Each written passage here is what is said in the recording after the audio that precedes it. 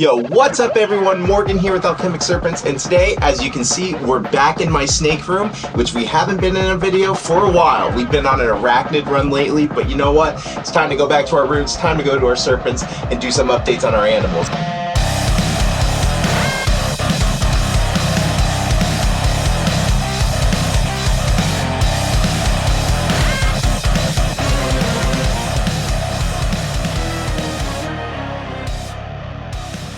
We're going to go ahead and update you on our false water cobras, which we have not done since we got them. And we're going to go over some very important facts that just really aren't ever talked about with these guys that I'm going to go over with you now. We're going to go ahead and update you on the rest of the animals, and we got to clean some cages. So let's go ahead and get into it. So first up, we're going to go ahead and pull Clarice out of this cage now. She needs some spot cleanings done as well as fresh water. We're going to put her into a holding container.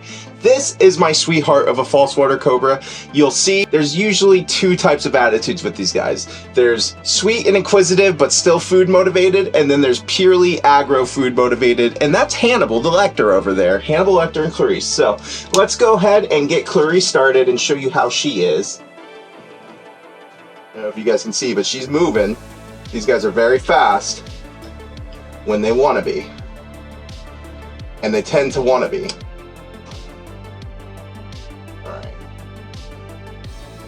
This is Clarice.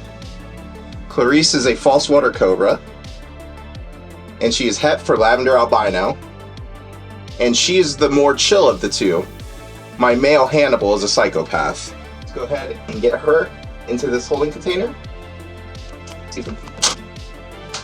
So you probably see me handling my false water cobra here with a hook, not wanting her near my hands, putting her into containers, and you'll see plenty of people online that don't do that. And this snake, I could absolutely get away with just handling her normal. She's a wonderful animal. She's got a wonderful attitude about her.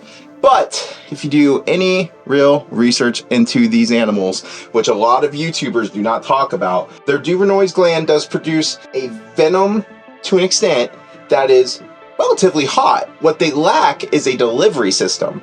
They're a rear fang colubridae, and they have grooves in their teeth. So a simple bite and release from this animal is really not going to do much more than just the topical damage, you know, bite marks, bruising, etc. Now, if you let this animal sit here and chew on you, that can be a very different story. That is definitely an issue. You do not want these animals to sit there and bite on you and chew onto you. If you look into the book that I recommended here, I'll probably throw a screenshot of the chapter I'm talking about. But they recommend handling these guys with caution. They recommend feeding these guys with caution. These animals are very food motivated colubridae. So let's go ahead and get this cage cleaned, and we'll move on from here.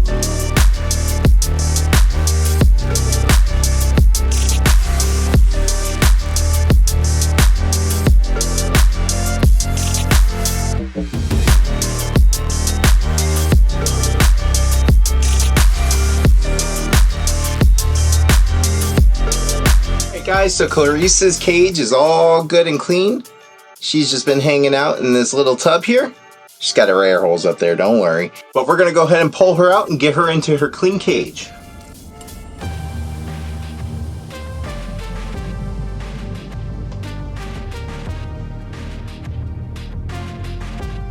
You can see the spotted underside of these guys. It's super pretty.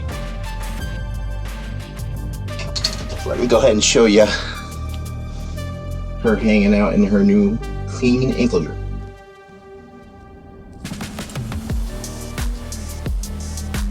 Clarice.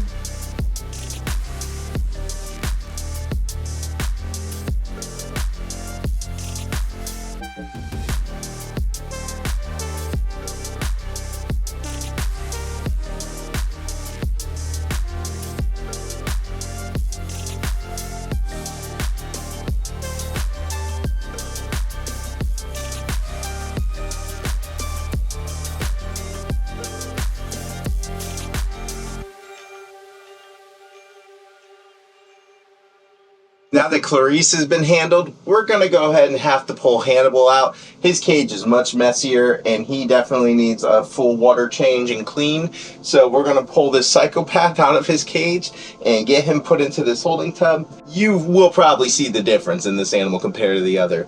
To talk about the venom just on a touch more, in the book it mentions about 4 or 5 cases, one of the most severe being a gentleman who worked with these animals a whole bunch and took a relatively nasty bite, which basically caused him to have heart arrhythmias, tachycardia to a small extent. He had muscle spasms, muscle pain. They're not a good bite. Lots of swelling. You don't want to take a chew from these guys. They're not fatal or anything like that, but it's just not a fun experience. It's not something you want to do. So again, be careful when you see these YouTubers cuddling these animals, because they may be Clarice where you don't even need the hoof, but I use it anyways to be safe. It may be a Hannibal, and you don't want to deal with a Hannibal. So one thing I really don't want to do is scare people away from keeping false water cobras. These guys are super awesome snakes. They're very intelligent. They move around a lot. They're very food motivated, which makes them a whole lot of fun feeding. It's just, these guys definitely aren't for someone that just got their first ball python and want to get a false water cobra because they see it on YouTube. Definitely takes a bit of experience, definitely takes a bit of learning with animals like this, but I highly recommend it for anyone that's reached a level where they feel like they would be comfortable with it. Do it. Go for it. These guys are crazy and it won't let you down. You're about to see why. So let's go ahead, get him out. This guy actually does have a lock. No one that has minimal experience needs to reach into this cage. No one needs to have access to this cage unless they really know what they're doing. Let's go ahead, get this guy out and show you what he's about. I'm gonna give you a cage view working with this guy. This animal means lots of business. He's no joke. As you can see, very spastic. Not an animal you want in this situation where someone can just reach into this cage and deal with this animal.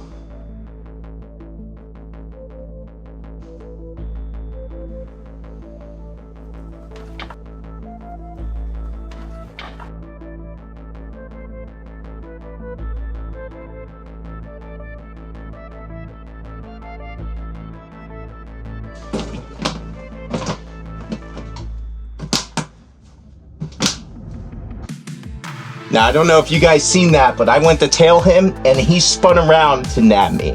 He wanted to know what was touching that tail. These are the other types of attitudes you have to deal with these guys. So now that the hard part's done and we have our resident psychopath in his temporary holding enclosure while we clean his cage, let's go ahead and do just that and get this cage cleaned so we can move on to the next hard part, which is getting him back into it.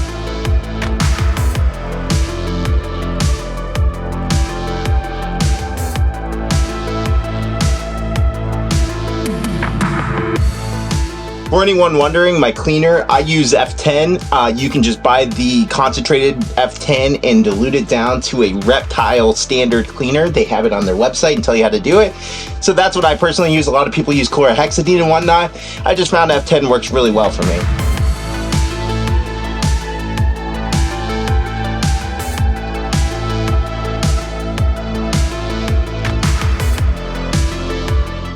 Guys, let's go ahead and try and get Hannibal safely back into his clean enclosure. You gonna be a good boy first, Hannibal? Please don't be psycho. Good boy. Just gonna let him go in, not touch that tail. I don't want to bother him or scare him. You know, Tom Crutchfield's probably like, yeah, that's right, don't touch the damn tail. Love you, by the way, Tom. Alright guys, so as you can see, like I said, he's usually much calmer going in than he is out. When he's coming out, he's thinking food, he's scared, he's wanting to bolt and just explore, and he goes kind of crazy on us. The bummer with keeping vision cages with venomous, again, this guy's not, but if he were, they climb this front lip, man, and it sucks. So, you know, with certain lapids and stuff you keep in visions, you got to be careful. you got to use your hooks going in, and you got to check to see where they're at, because if they're not in their hides, they're probably along this top lip, and that can be no bueno for you. So just be careful. You can also silicone it in, caulk it in, do whatever you want that's safe for the animal in there. You can definitely fill that in so they don't have to go up in there. Boom, there he goes. He's a moron, we know, but he's also psycho. And Clarice over here is just hanging out. She was just in her water bowl. These guys are enjoying the cage cleanings. They always love it when I do. They always get to explore it around, new smells and everything else, and they definitely dig it. All right guys, so up next I need to go ahead and clean my turtle's enclosure. This here is a Timor snake neck turtle, which I have not introduced to the channel yet. I did film a video when I got them, and I'll probably end up editing that and putting it out, even though it was filmed a while back. But these are Timor snake necks from Tom Crutchfield. These guys are super awesome. They're a critically endangered species closely related to the Rhode Island snake neck turtle, which is also critically endangered. And let's see if I can get them to show you why they're called snake necks. They have big long necks like you can see there. So very cool turtles. Honestly, some of my favorites. I really love these guys. I will get the video out when I got them just to show you. But let's go ahead, get this guy fed, clean his enclosure, and get him taken care of. So false water cobra cages cleaned, got them taken care of. Went ahead and got our turtle enclosure cleaned. Looking great. We're gonna pop him back in as soon as he's done eating. We got him up in this Tupperware. He's just enjoying some bloodworm pellets real quick so he doesn't have to mess up his new enclosure that I just filled with clean water and got taken care of him. Green tree python's still doing good. Everyone's hanging out. We got all the ball pythons. We'll do them later at another time. We've got our Brazilian rainbow boa in here. Probably could mist down the enclosure for her. We'll do that. But otherwise, looking good, guys. Looking good. We have Hannibal here.